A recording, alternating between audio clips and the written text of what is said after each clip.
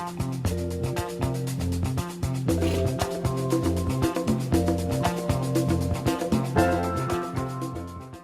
everybody, well that was a quick week. Where did that week go? I hope that last cocktail didn't put you under. That one last week, it was pretty strong. You know, I was thinking the other day, I've mentioned a couple of times about a kind of family of cocktails that I wanted to explore as we do part of this.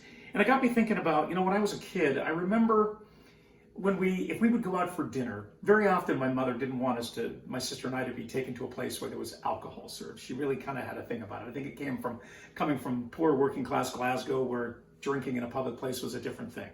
But when we did go out, it would be somewhere really sensational. It would be like Ed's Warehouse, or it would be Carmen's Steakhouse if we were lucky enough to be taken to a hockey game. Both of them are long gone, and that's a real sad thing. And also, a place that is super long gone, I think it lasted maybe from about the mid-'60s, and I remember it in the late 60s into the early 70s, was the Ports of Call. The Ports of Call was at Yonge and Summerhill, and it was a fantastic place. It had 3 restaurants. It had the Dickens Room, which was roast beef, which was terrific. It had Caesar's Lounge, which was Italian, which I think was the first time I ever had Italian food that wasn't made by someone named Chef Boyardee, and it was terrific. And the Bally High Room. The Bally High was like Polynesian paradise. It was incredible because, of course, it was a tiki place. It was a tiki place the first time I ever experienced it. We walked in, I remember going in for the very first time. It was all plants and dark and humid and music, and it was super theatrical. And we walked across a little bridge, and there was a stream, and my sister was maybe 4 or 5 years old. And we sat down, and of course, my sister has always had a Shirley Temple. It was her favorite drink. I don't know if it still is, Lean, I'm not sure. Usually 7-Up, you know, a little bit of orange juice, some grenadine, and a couple of maraschino cherries. I always had a Roy Rogers because Roy was my man, which was, of course, the same drink, just with Coca-Cola mixed into it.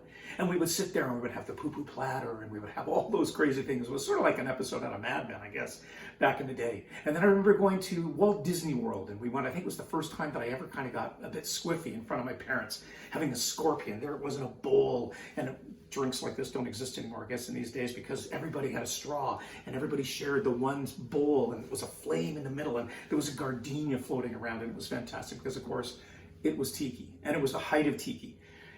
Tiki fell out of favor and has come storming back, mostly because of guys like Martin Cate. This book, Smuggler's Cove, his bar in San Francisco, this is on as soon as we can travel. This is going to be like one of my #1 destinations, is to get to San Francisco and get to Martin's bar, because he is one of the biggest proponents of tiki right now anywhere. And of course, Jeff Beachbum Berry, who is the sort of tiki historian, who's kind of brought that all back.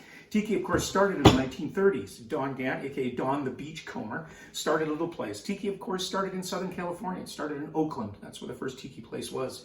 And Don brought together all of these elements from Polynesia, or what he fantasized it to be. And then along came a chap named Vic Bergeron, better known to the world as Trader Vic. And they kind of back and forth, and there was a real rivalry between the two, and one would invent a cocktail. It was all secret recipe, and Vic would try to steal it from Don, I guess, and Don would say, "Oh, Vic, what are you doing?" Anyways, we're going to make a cocktail today that's probably one of the most misunderstood and abused cocktails in the history of the world, because it's made so badly. We're going to make a Mai Tai, and we're going to make the 1944 version of Trader Vic's Mai Tai. It's a beautiful, beautiful cocktail. As I say, it's abused because, you know, you get it on a cruise ship or an all-inclusive, and the guy just throws in some rum and a bunch of fruit juice and then puts a 150 proof float on top, because the idea is to get hammered as quickly as you can. Okay, let's put this Mai Tai together. 1/2 ounce to 3/4 ounce, depending on your taste, of fresh lime juice. Always make sure it's fresh. Next, we want to add 1/4 ounce of rich Mai Tai syrup. We've talked about simple syrups in the past. This one's a little different.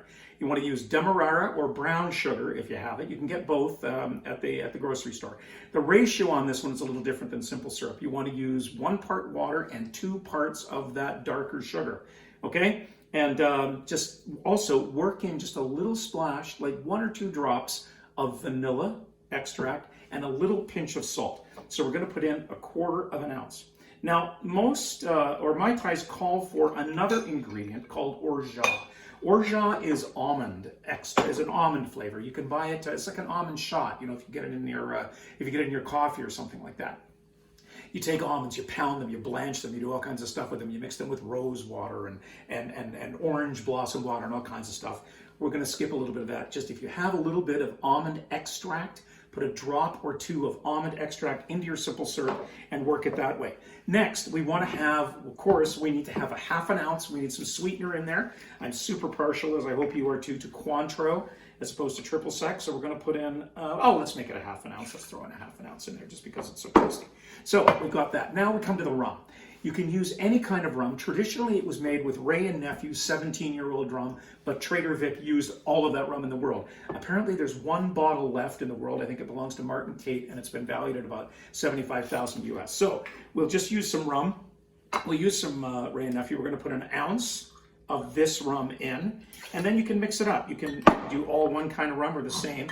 I'm going to use, to try to approximate that 17-year-old, this is called rum agricole. It's from Martinique. All of the French-speaking islands in the Caribbean use sugarcane juice as opposed to molasses to make their rum. It's just a little bit different, but again, Bacardis, Screech, anything you want to put in. Terrific, okay? So now we've got our ingredients in there. As always, we want to add some ice. Crushed ice if you have it. Let's put it in. Let's shake it up. Shake your booty. Yeah. Now, you know, you've seen these kind of glasses for tiki. This is a real collector's item. This is actually Michelangelo's Pieta. It's something really else. We're not going to use any of these.